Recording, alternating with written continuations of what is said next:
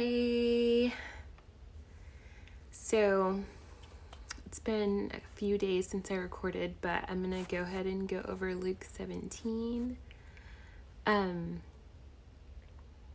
post it for everyone later. Hey Charisse, we're just reading Luke 17 if you want to join. So basically I'm learning, hey royalty, I'm just trying to be more accountable in reading the word and going over my thoughts about it. So Luke 17 has 37 verses, and it starts out with God telling us, hey, that we will be tempted. And what spoke to me was just him saying, like, you know, if you betray, you'll have great devastation. But if you betray his loved ones, if you betray his kids, then it's even worse for you. So that just made me feel like very protected and very loved. Knowing that, like, for us, he has like a righteous like justice. And also then verse 3 talks about, like, if you see your brother going in the wrong way, if you see him doing something that is not honoring himself or not honoring others, like, try and help him, like, warn him. And if he turns from it, forgive him, and over, like, even if it's multiple times. So that's just more encouraging to say, like, everything's not going to be perfect. Even you don't have to be perfect. And you always have the opportunity to ask for forgiveness, not only from God, but from people, from your spouse, from your kids. We are human at the end of the day, okay? And then he goes on to tell the disciples, like, if you have faith in the smallest amount, if you have faith small as a mustard seed, like, you can move mountains. And I know, like, I've heard that a million times. But it just goes, like, even further to me, because I've learned more about, like, the subconscious mind, and, like, even people that don't necessarily believe in God or Jesus, like, they can get a lot of things done through affirmations and like positive thinking and gratitude.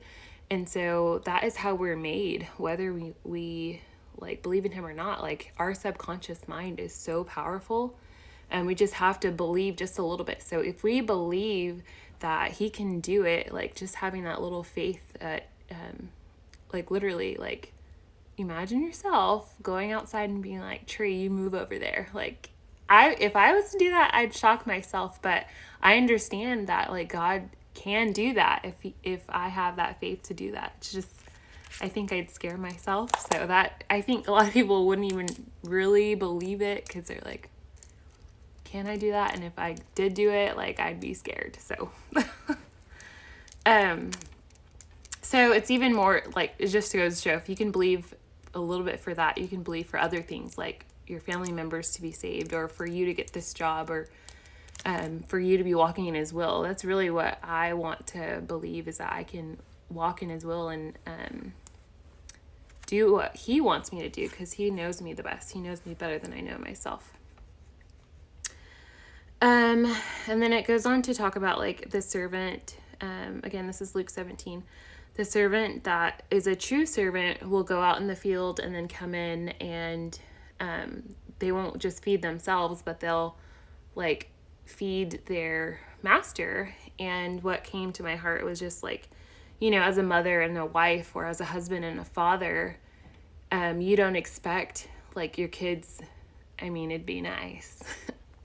I'm not saying it wouldn't be nice, but you don't expect your kids to, like, say thank you all the time, because you're like, this is, you know, this is my role. Like, this is what I'm meant to do. And you just do it, and you love one another, and you do it out of love, and you serve one another as husband and wife. You serve one another. And so that's something that I thought about, like, as a servant. Like, a few years ago, I thought about, like, as a husband and wife, like, servant, I'd have a negative taste in my mouth about it, because I'm like, what? Well, servant. But literally, like, we are called to love one another and serve one another. And so I think that's something that God's healed in my heart, just changing my mindset about marriage and love and serving. So just a little tidbit of my thoughts. Then the next part of the chapter talks about Jesus healing 10 lepers. And what is interesting is like they begged him to heal them, and then he said, go to the Jewish priest. And it was in his instruction that they got healing. So it was as they were walking away, like one of the Samaritans was like noticed he was healed.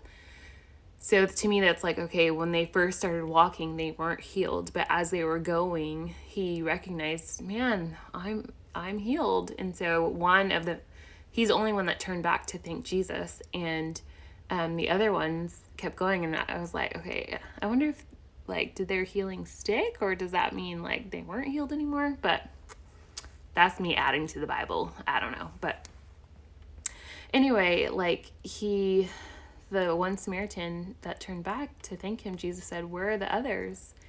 And, he consoled him and said, like, his faith made him whole.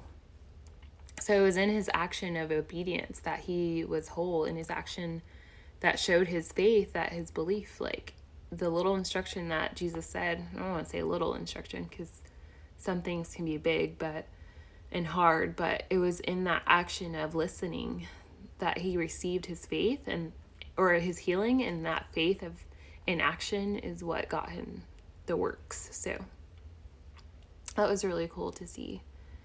And again, if anyone knows if those others remained healed, that'd be nice to know.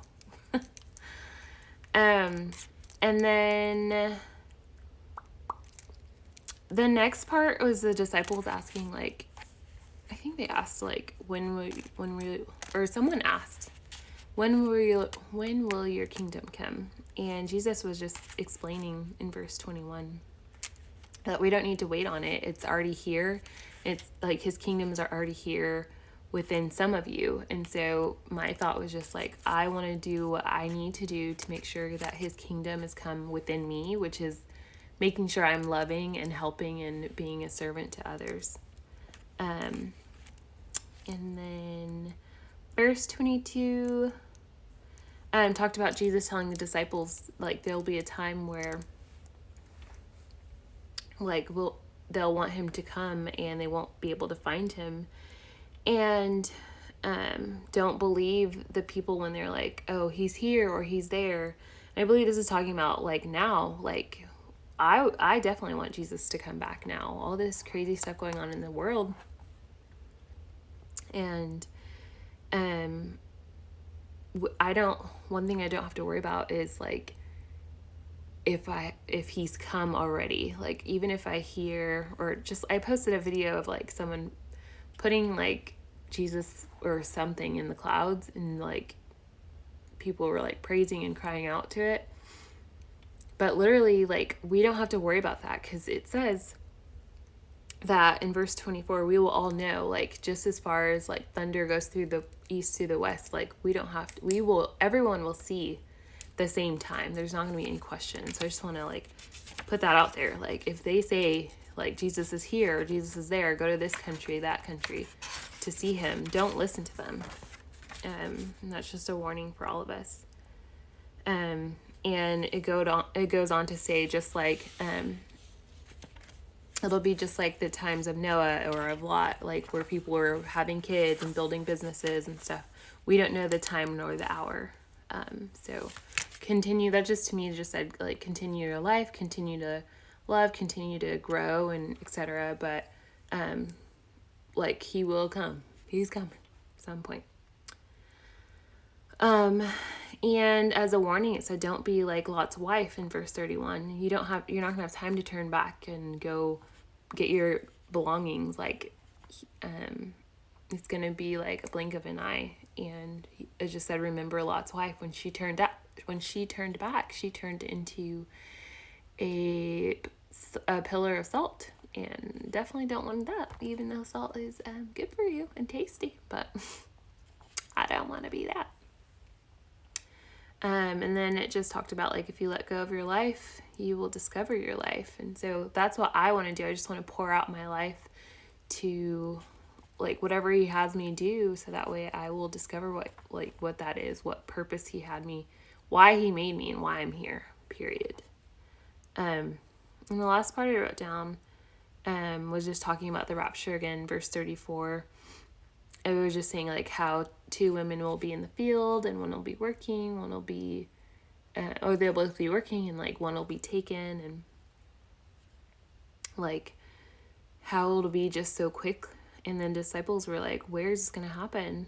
And Jesus just said, it'll be obvious where there are people, where there are spiritually dead, and like the eagle is circling about the spiritually dead, basically.